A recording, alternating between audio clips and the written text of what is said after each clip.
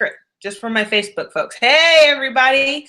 This is Carmen Rojas. I now have my YouTube audience, my Facebook audience.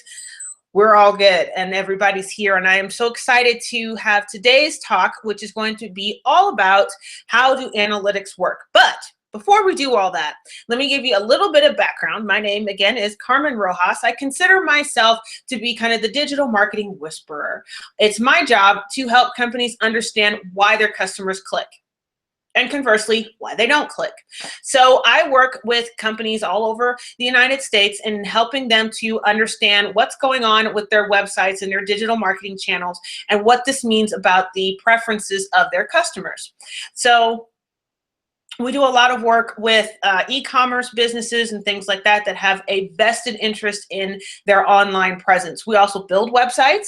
So for those of you that need a website built, we can certainly work with you on that.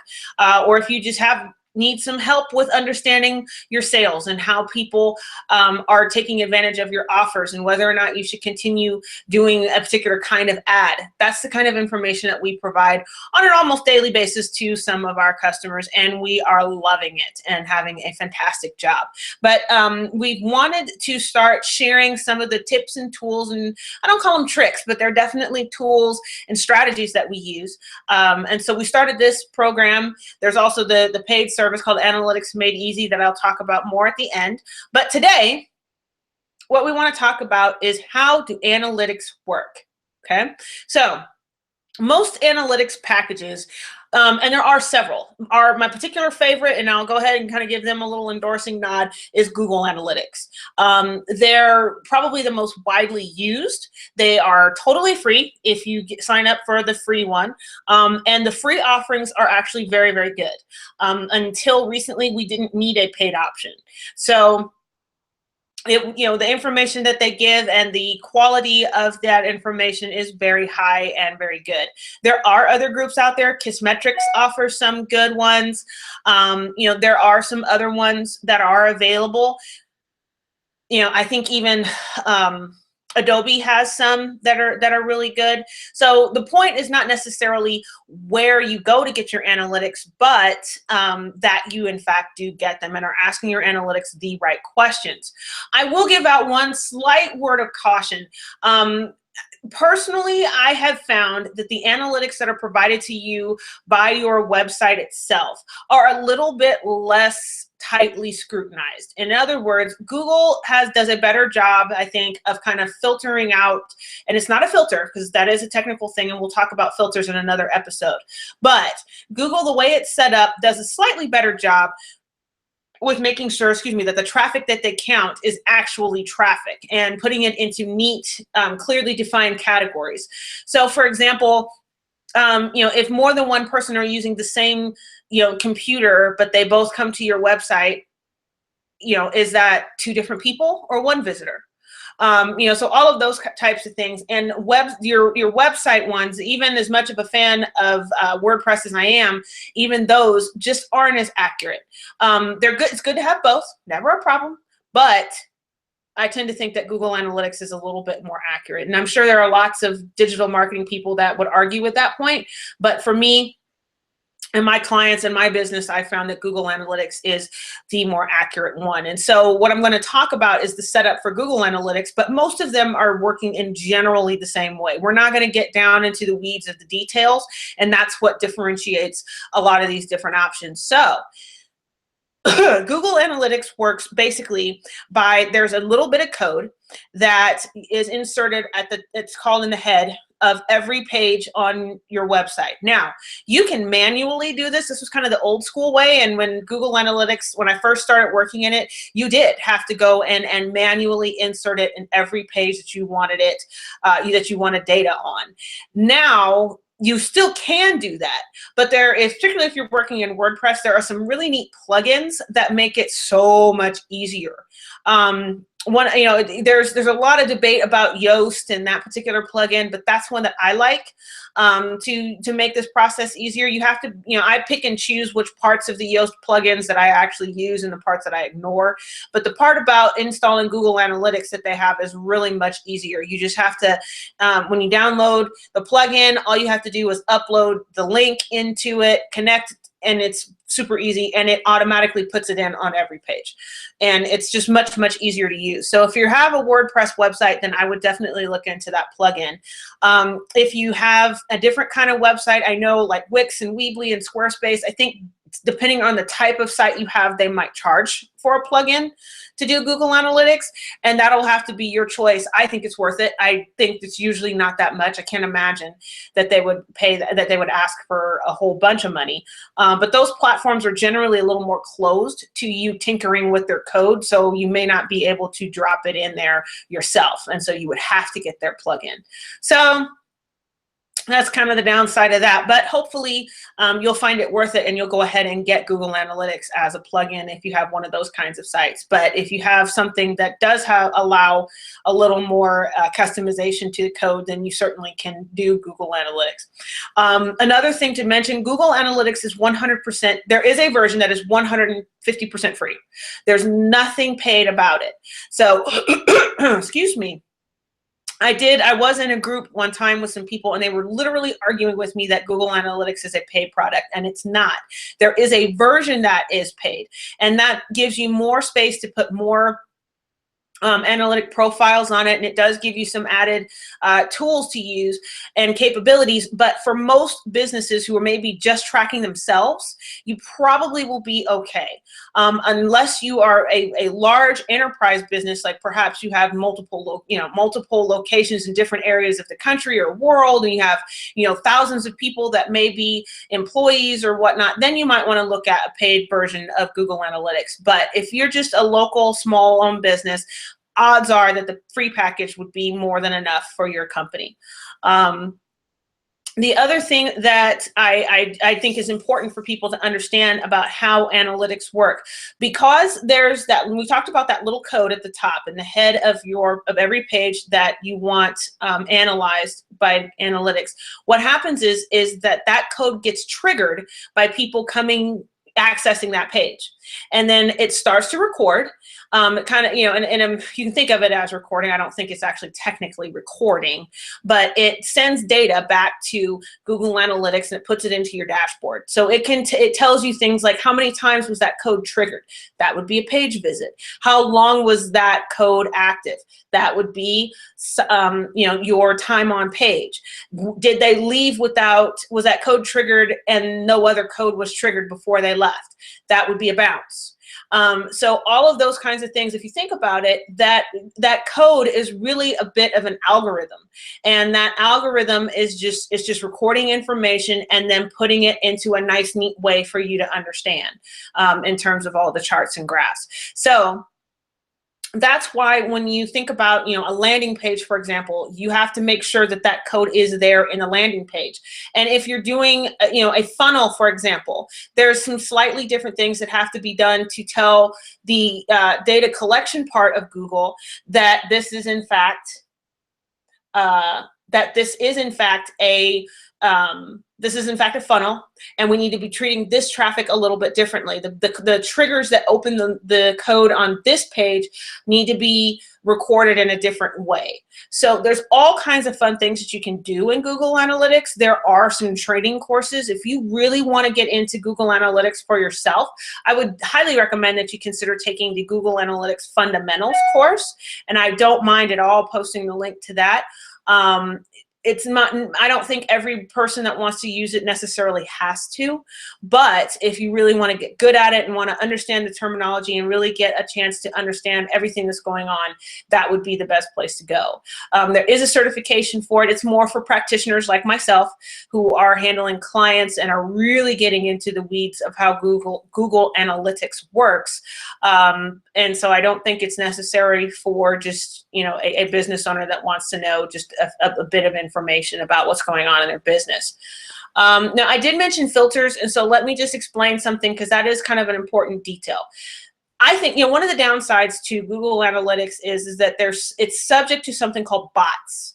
And what that is just the mean people in the world who actually write code that all it does is mess up Google Analytics. It records page visits that really didn't happen, that aren't real people. It's frustrating. It's maddening because it does mess up your analytics. It can make it look like you have way more traffic than you actually have. It can distort things like your bounce rate and your time on site and all of this other stuff because you have these bots coming to your site and they're messing stuff up.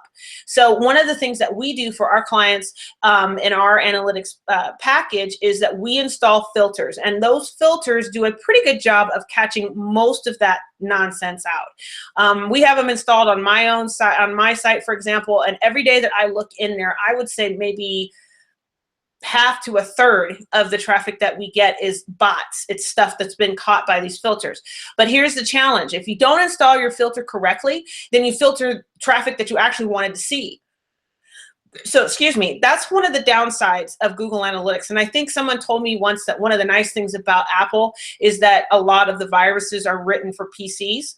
I think that's kind of the problem or the situation with Google Analytics, that you'll get more bots and fictitious data in Google Analytics because it's so commonly used, because everybody uses Google Analytics. If I wanted to be a jerk, I would write code that would mess up Google Analytics. I'm not going to waste my time writing code to mess up the Adobe Suite stuff because not as many people use that service. So just putting that out there. If you do, you do have to watch out for bots. One of the easiest ways to tell if you have bots is if you have an abnormally high number of page visits that have 0 time spent on site. That is truly an anomaly. Ideally, even if people come and they get to a wrong site and they leave right away, that shouldn't be everybody. That should be just a few people here and there. And if you have, like I said, a half to a third of your traffic has a 0 time on site, then you probably have some robots and bots going on. There are websites out there that you can check and see if, when you look at the sources of your traffic, and if they're sourcing from one of these particular sites, then they are more than likely bots. There are places that you can go and look that up. So if you ever have that problem or think that that's what's going on, let me know, and I'll be more than happy to tell you where you can go to get that information. So again, how Google Analytics works, it's a code. It's a little bit of code that's in the header. Your customers can't see it. People who visit your site don't see it. It can be seen. Oh, that's a good point. It can be seen by the search engine spiders. However, there is no evidence to prove that Google Analytics, or excuse me, the Google algorithm gives any benefit or detraction for running Google Analytics or Google AdWords or any of their other products, Tag Manager, any of that stuff. Okay, so yes, they know it's there, but they're not giving you a boost or any credit for using it. It's just so happens that it's there. So just giving you that FYI, it can be seen by them. And there are some tools that actually we use when we're prospecting for customers that tell me whether that code is there. So if you're looking, yes, your customers can find that you're using Google Analytics. Some sites actually put out a bit of a disclaimer that you're being cookied. That usually means that they're using some tracking code to find out what's going on. Google Analytics is by far light years better than it was even 5 years ago. They are constantly making updates and changes and getting better and better and better about giving people and businesses and marketing people better information about who's coming to their sites and why and what they're doing when they get there. And I'm looking forward to seeing more about what they're doing. The other ones are also good. Kissmetrics and things like that are actually really good for split testing if you're trying to do that in a very simple way. Google Analytics does also do split testing, but their process is just a bit more complicated than the one at Kissmetrics the last time I saw it. There are some other ones out there. Like I said, what's most important is that you have some analytics, not necessarily which analytics do you have. And make sure that you're asking your analytics packages the right questions and you'll get answers that you like. Okay, so that's my talk about what Google Analytics is, or what analytics are and how they work. It's rather ingenious, but beautifully simple.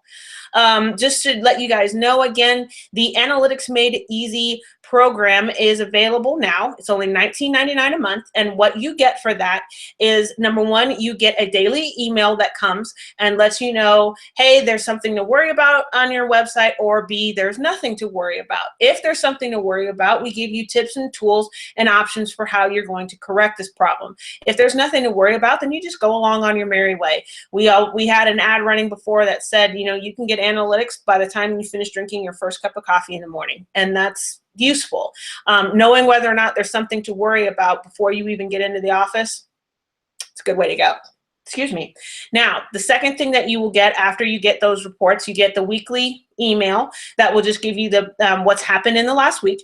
So you'll understand kind of how things are moving, and we monitor 3 of the metrics available in Google Analytics. Comes with the base package. You can always upgrade and do more analytics. That is an option as well. The other things that you will get are a monthly meeting where we'll talk strategy. We'll talk more about how do we improve our bounce rate? How do you make the needle move in your business? Where are you going to be the most profitable? What metric can we influence that's going to put more dollars in your pocket? That's the kind of thing that we talk about in our monthly meetings. Now, we also give you access to our expert team to help you. So if we determine, for example, that your traffic has fallen off because you've been hit by Google, we give you an option to you work with us to get you back on track and back where you should be. We offer a discounted rate for, excuse me. Oh, camera just fell over. We offer a discounted rate to people who have signed up through our program, and that way you get the experts that are most familiar with your website and have been tracking it all this time, giving you the best advice as to how to correct a potential problem. And so that's basically that package. We have had a lot of success with it. We've had a lot of interest and people signing up. And so I definitely want to encourage those of you who are watching this, you want to sign up now. The influence on this has been that we need to raise the price, and that is in fact what we are going to do. When we come back in 2017, you will not find it at $19.99. We might actually raise the price a little bit sooner than that. It just depends on how these last few accounts get sold. So we do have a few accounts left over. If you want yours, you need to act on it right away. So we will make sure and post the links everywhere so that you can do that. You can sign up. It takes just a few minutes. Then we have a follow-up call with you to just get you loaded into our analytics system so that we can watch and see how you're doing. And then that's it. And then a few days later, you start getting the emails and you're good to go. Simple as that.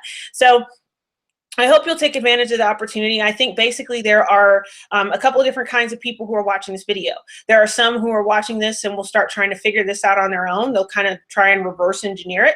Go for it. It's nothing that I'm doing that you can't find another YouTube video or another training program that'll teach you how to do. But as a business owner, do you really have time for that? Do you really want to spend your time doing that? Most don't. So if that's what you want to do, that's certainly your choice, and I would encourage you to do that, and I welcome you to the dark side of digital marketing. There's another type of person who will do nothing. They'll say, oh, this was interesting information, and they won't do a thing different.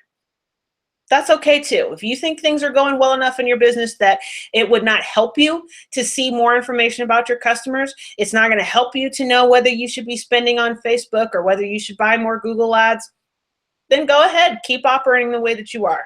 Won't hurt my feelings at all. But the type that I'm actually interested in are that third group of people that are saying, you know, I'd like to learn more. This makes sense to me, but I don't have the time for this. I'd rather spend the time with my children, or spend the time growing my business, or spend the time doing whatever else it is that I'm interested in, but I do think this would be valuable to my business. If that's you, then definitely send me a message. You can PM me. You can sign up online. The web address will be posted here just as soon as this video is done. I would encourage you to check it out. Until then, I will bid adieu and say goodbye. We will be back next week with 3 new episodes on Analytics Made Easy. I encourage you to take a look then, and we'll see you next week. Have a good week. Bye-bye.